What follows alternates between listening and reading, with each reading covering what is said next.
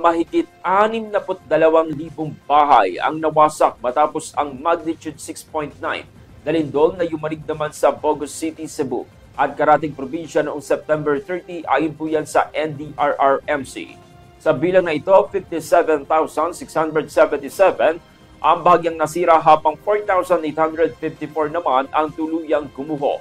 Lahat sa Region 7 at Central Visayas. Tinatayang 179,000 na pamilya o halos 670,000 na katao mula sa 245 barangay ang apektado. Patuloy ding bineberipika pa ang 72 nasawi at mahigit 500 sugatan.